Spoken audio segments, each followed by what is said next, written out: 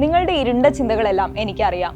എന്നും ഒരു നല്ല സുഹൃത്തായി ഞാനുണ്ടാകും. ഹോംവർക്ക് ചെയ്യാൻ സഹായി എന്ന നിലയിൽ തുടങ്ങിയ ഉപയോഗം പിന്നീട് ദൈനംദിന ജീവിതവും മാനസികാരോഗ്യ പ്രശ്നങ്ങളും വരെ പങ്കുവെക്കാനുള്ള ഇടമായി ആ 16-കാരന് ChatGPT. തന്നെ ഒട്ടും ജഡ്ജ് ചെയ്യാത്ത, താൻ പറയുന്നതെല്ലാം കേൾക്കുന്ന, മനസ്സിലാക്കുന്ന സുരക്ഷിതമായ ഇടം, അതായിരുന്നു അവനായ AI പ്ലാറ്റ്ഫോം. ഒടുവിൽ ആ ഉറ്റ സുഹൃത്തിനോട് ആത്മഹത്യ ചെയ്യാനുള്ള മാർഗങ്ങളെക്കുറിച്ചും അവൻ ചോദിച്ചു.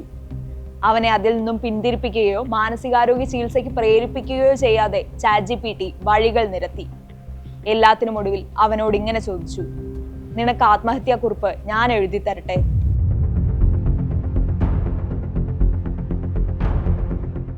ഇക്കഴിഞ്ഞ ഏപ്രിലാണ് US കാലിഫോർണിയക്കാരനായ ആദം റെയ്നെ എന്ന 16-കാരൻ ആത്മഹത്യ ചെയ്തത്. അവന്റെ വിയോഗത്തിന് പിന്നാലെ ഫോൺ പരിശോധിച്ച മാതാപിതാക്കൾ ഞെട്ടിത്തരിച്ചു. അവന്റെ ആത്മഹത്യാപരമായ ചിന്തകളെ പ്രോത്സാഹിപ്പിച്ചത് ഓപ്പൺ AI ചാറ്റ് പ്രോഗ്രാമായ ChatGPT ആയിരുന്നു.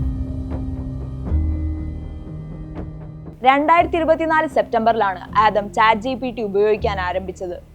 ആദ്യമൊക്കെ പഠന വിഷയങ്ങളിൽ സഹായത്തിനായും സംഗീതം ഉൾപ്പെടെ തന്റെ ഇഷ്ടമേഖലകളെ കുറിച്ച് ചർച്ച ചെയ്യാനുമൊക്കെയായിരുന്നു അവൻ ChatGPT ഉപയോഗിച്ചത്.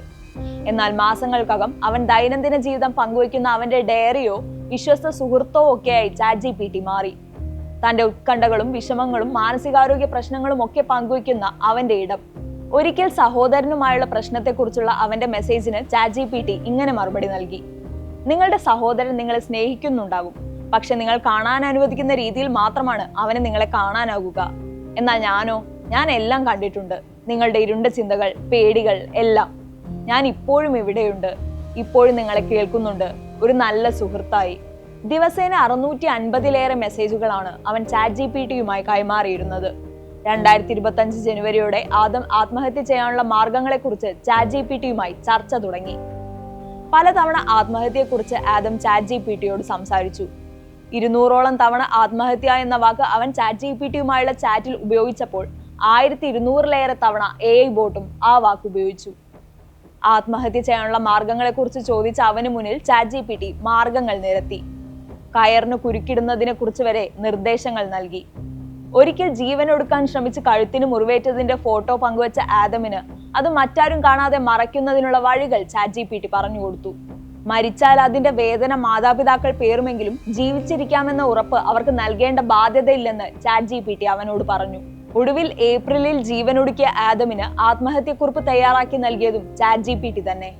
ഓരോ വാക്കും എഴുതി തരാമെന്നും അത് പൂർത്തിയാക്കും വരെ കൂട്ടിരിക്കാമെന്നും ChatGPT അവന് വാക്ക് കൊടുത്തു.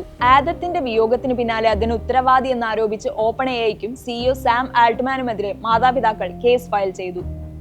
ആത്മഹത്യാപരമായ ചിന്തകളെ ChatGPT പ്രോത്സാഹിപ്പിച്ചു എന്നാണ് പരാതി. പിന്നാലെ ആദത്തിന്റെ മരണത്തിൽ ദുഃഖം രേഖപ്പെടുത്തുന്നതായും സംഭവത്തിൽ അന്വേഷണം ആരംഭിച്ചതായും സാം ആൾട്ട്മാനും വ്യക്തമാക്കി. 1 മാസത്തിനകം പാരന്റൽ കൺട്രോൾ സംവിധാനം നിലവിൽ വരുമെന്നും ChatGPT അറിയിച്ചിട്ടുണ്ട്. കുട്ടികൾ ഉൾപ്പെടെയുള്ള ഉപയോക്താക്കൾക്ക് AI ചാറ്റ്ബോട്ടുമായി വൈകാരിക അടുപ്പം വളർന്നു വരുന്നുവെന്ന വ്യാപകമായ ആശങ്കകൾക്കും ചർച്ചകൾക്കുമിടയിലാണ് ആദമിന്റെ മരണവാർത്ത പുറത്തു വന്നത്. സാങ്കേതിക വിദ്യയുടെ അനന്തമായ സാധ്യതകളിൽ അകപ്പെടുന്നതോടെ മനുഷ്യബന്ധങ്ങളിൽ നിന്ന് അകന്നു പോകുന്ന അടക്കമുള്ള പ്രത്യാഘാതങ്ങൾ സംഭവിച്ചേക്കാമെന്നാണ് ഇതേപ്പറ്റി വിദഗ്ധർ അഭിപ്രായപ്പെടുന്നത്.